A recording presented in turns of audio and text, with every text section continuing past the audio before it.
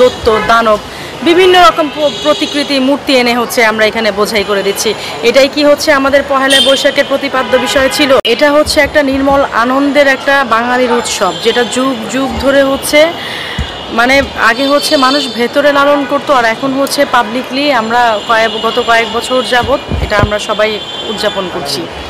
তো এটা হচ্ছে নির্মল আনন্দের একটা অনুষ্ঠান, যেটা হচ্ছে মানে পাপ তাপ নিঃশ্বাস সব ধুয়ে মুছে যাবে। সেখানে আমরা কি করছি? সেখানে আমরা হচ্ছে মানে নির্লিপ্তভাবে এখানে আমরা বিষ ঢুকাচ্ছি। মানে যার যেই রাগ সব কিছু এই পহেলা বৈশাখের এই র্যালির মধ্যে আমরা দৈত্য দানব বিভিন্ন রকম প্রতিকৃতি মূর্তি এনে হচ্ছে আমরা এখানে বোঝাই করে দিচ্ছি। এটাই কি হচ্ছে আমাদের পহেলা বৈশাখের প্রতিপাদ্য বিষয় ছিল? এটাই কি আমাদের সংস্কৃতির অংশ যে আমরা হচ্ছে গিয়ে আমাদের যত রাগ, যত মানে অভিযোগ, যত দৈত্য আকারে মানে দৈত্য আকারে যত রকম মানে বাজে মানসিকতার যা আছে এটার বহিঃপ্রকাশ বিভিন্ন রকম আপনার মূর্তি টাইপের বা হচ্ছে প্ল্যাকার্ড টাইপের কোনো কিছু করে তারপরে হচ্ছে আমরা এই র্যালি নিয়ে বের হবে। এটা তো শোভাযাত্রা র্যালি। শোভাযাত্রা মানে কি? শুভযাত্রার র্যালি। তো শুভযাত্রার বদলে আমরা এটা কি র্যালি বের করেছি বা কি করছি আমরা? তাহলে তো দেখা যাচ্ছে ওই মানে হচ্ছে আমার সাথে আপনার শত্রুতা, আমার আপনাকে পছন্দ হচ্ছে না, আপনার একটা মূর্তি বানিয়ে আমার বের হওয়া উচিত ছিল। আরও আমি যাকে পছন্দ করি না ব্যক্তিগতভাবে তাদের একটা একটা করে এরকম হচ্ছে রাক্ষস টাইপের মূর্তি বানিয়ে বের হওয়া উচিত ছিল। তো আপনার কি মনে হচ্ছে না যে এটা আসলেও পহেলা বৈশাখের কোনো অনুষ্ঠান কি আপনার কাছে মনে হচ্ছে? এটা সেই শোভাযাত্রা, শুভ কোনো যাত্রা মনে হচ্ছে? নাকি নির্লিপ্তভাবে আমাদের হচ্ছে মনের নির্মল যে একটা চিন্তা ভাবনা পহেলা বৈশাখ, তার মধ্যে বিষ ঢুকানো হচ্ছে? এটাই কি মনে হচ্ছে না? মানে এটা আপনার কাছে কি মনে হচ্ছে? মানে আপনার এটা কি খুব ক্লিয়ার একটা ধারণা না? এটা খুব সোজাসুজি কি দেখা যাচ্ছে না যে পহেলা বৈশাখ মানে যেখানে ছিল যে মানে ধুয়ে মুছে যাবে মনের যত গ্লানি, সেখানে বাদ দিয়ে মানে উল্টা আমি গ্লানিকে হচ্ছে আরও একটা রূপ দিয়ে সেটাকে সবার সামনে প্রচার করে আরও মানুষের ভেতরে বিষ ঢুকিয়ে দিচ্ছি। তো মানে সামহাও কোনো না কোনোভাবে মানে এটা হচ্ছে যে এত সুন্দর একটা এতদিনের ঐতিহ্য সংস্কৃতি বা উৎসবটাকে ডিস্ট্রয় করা হচ্ছে। জাস্টিক এই জন্য ভাই আজকে আসলে আমি জয়েন করি। তুমি কি আপনি আজকে ব্ল্যাক কালার শোকের পোশাক পরেছেন নাকি? ও ব্ল্যাক কালার পোশাক আসলে এটা আমি যেহেতু মানে এই আজকে পহেলা বৈশাখ যেহেতু আমার মনের মধ্যে নেই, সেজন্য আসলে মানে ব্ল্যাক টাইপ একটা ড্রেস হলে হয়, আর যেহেতু একটা প্রোগ্রামে অংশগ্রহণ করবো এই জন্যে পরে আসা আর কি। এই সিনার মানে ছবি দিয়ে মানে মূর্তি বানিয়ে দানব, আমি তো সেই উত্তরটাই আপনাকে দিলাম যে আসলে মানুষ যা চিন্তা করে সেটাই হচ্ছে তার মন ছবি। এখন পুরো দেশের মানুষ তাকে ফ্যাসিস্ট বলছে, এই বলছে সেই বলছে যে সে দানবের রূপ। তো অলরেডি দেখেন মানে তাদের কিন্তু এটা অলরেডি একটা ভীতি, একটা মন ছবি হয়ে গেছে, মনের ছবি হয়ে গেছে যে ফ্যাসিবাদী হিসেবে শেখ হাসিনা ওনার রূপটা হচ্ছে এরকম, এবং এটাই লিখেছে তারা বা যে সে এই রূপে ফিরে আসছে। তো হিসাব তো খুব ক্লিয়ার। তার মানে তারা নিজের অজান্তে এটা মন ছবি করে ফেলেছে যে উনি আগে যতটুকু ভালো ছিলেন, যতটুকু তার মধ্যে ভালো তো ছিল, এরা হচ্ছে গিয়ে তার চাইতে 3 গুণ খারাপ হিসেবে তাকে কামনা করছেন এবং সেভাবে সে ফিরে আসবে। তো মন ছবি তো ক্লিয়ার, তার মানে উনি আবার ফিরে আসছেন। এটা তো তাদের কথাতেই আসে নাকি না? এটা অযৌক্তিক মনে হচ্ছে। সাপোর্টিংয়ের কথা যদি আপনি বলেন যে এই যে মানে ফ্যাসিবাদী বলছে, ফ্যাসিস্ট বলছে, এই যে মূর্তি বানাচ্ছে বা বিভিন্ন রকম ভয়ঙ্কর প্রতিচ্ছবি, আপনি দেখবেন এই যে জুলাই থেকে যে আরম্ভ হয়েছে এই যে দেয়ালে দেয়ালে লেখনীগুলি, যে স্টেপ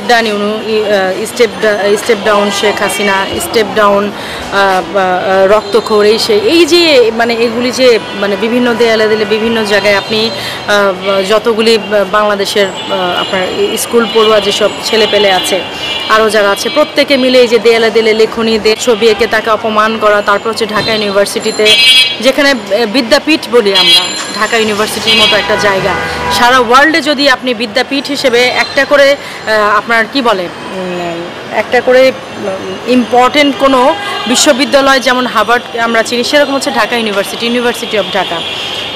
ওইখানে তার প্রতিকৃতি করে হচ্ছে তাকে ওখানে হচ্ছে ছেলেপেলেরা তারা একে সেটার উপর আসলে বলতেও খারাপ লাগছে প্রস্তাব করে দেওয়া। তারপর হচ্ছে আপনার পায়ের জুতো খুলে হচ্ছে ছবির উপরে নিক্ষেপ করা, জুতা পেটা করা, এই যে একটা কালচার, এই যে একটা ব্যাড প্র্যাকটিসিং হচ্ছে, আপনার কি মনে হচ্ছে না যে এর ইম্প্যাক্ট পুরা মানে ছাত্র থেকে আরম্ভ করে এরা যে ভবিষ্যতে যে বড় হবে, আমাদের সমাজের দায়িত্ব নেবে, বাবা মার দায়িত্ব নেবে, এর উপর একটা ইম্প্যাক্ট করবে? আপনার কি এটা মনে হচ্ছে না?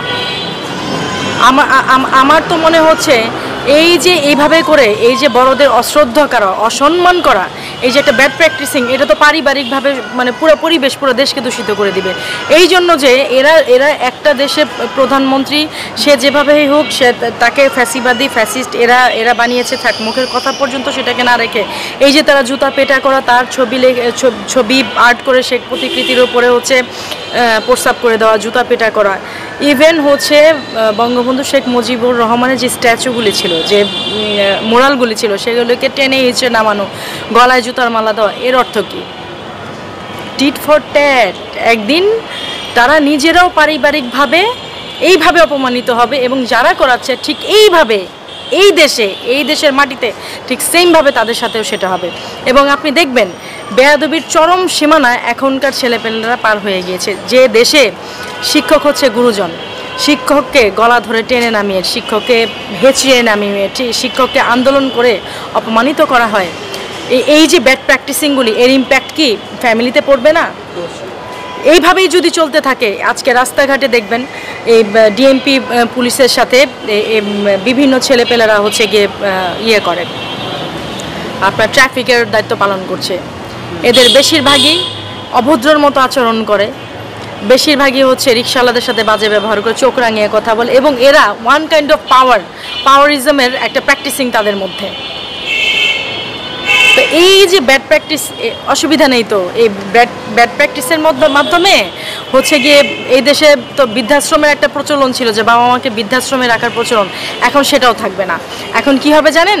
চীন জাপানের মতো, চীন জাপানে যেমন বৃদ্ধারা বয়স হয়ে গেলে তারা হচ্ছে ঘরের মধ্যে পচে গলে মারা যায়, এরপরে একদল লোক এসে পচাগোলা লাশ, মানে অনেক সময় কঙ্কালো হয়ে যায়, ফোমের সাথে মিশে যায়, সেটাকে নিয়ে এসে ফেলে দেয়। তো এই দেশে প্র্যাকটিসিংয়ের মাধ্যমে মানে আমরা যে নিজেরা কি করছি, এটা কিছুদিন পরে এটার ইম্প্যাক্ট যদি এইভাবেই চলতে থাকে, বেশি না বড় যে 10 বছর পরে আমাদের ছেলেপেলেরা বৃদ্ধাশ্রমেও দিবে না, এরা বাপ মাকে ছেড়ে রেখে রাস্তায় ওই যে সাগরে নিয়ে ফেলে দিবে।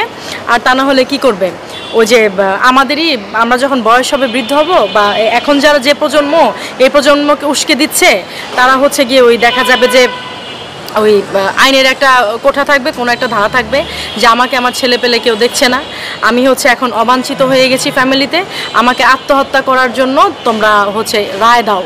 কোর্টে গিয়ে নিজের জন্য আপিল করতে হবে যে আমি এখন আত্মহত্যা করতে চাই। আর তা না হলে একদল ব্যবসায়ী লোক দাঁড়িয়ে যাবে, যারা হচ্ছে পচে গলে লাশ ঘরের মধ্যে পড়ে থাকবে, সেই লাশকে টেনে হিঁচড়ে বা গন্ধযুক্ত লাশকে আশেপাশের মানুষ এসে বলবে অমুক বাড়িতে হচ্ছে একজন বৃদ্ধ লোক মারা গেছে, তাকে নিয়ে তোমরা ফেলে দাও। তো এই দেশে আসলে মানে বুননটা ছিল হচ্ছে সামাজিক বুনন, একটা পারিবারিক সুন্দর বুনন।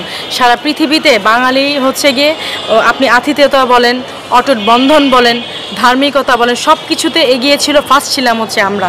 তো টেকনিক্যালি এই কিছু অবাঙালি এবং কিছু অমুসলিম মিলে যা করছে আমাদের দেশকে, এবং এর জন্য ইউজ করছে কোমলমতি ছেলেপেলেদের, খুব শিগগিরই মানে তাদের মনের আশায় পূরণ হতে যাচ্ছে। আমাদের জনবল তো আমাদের সবচেয়ে বড় সম্পদ, আমাদের শিশু কিশোররা সবচেয়ে বড় সম্পদ, এদের এভাবে করে টেকনিক্যালি নষ্ট করে দিচ্ছে।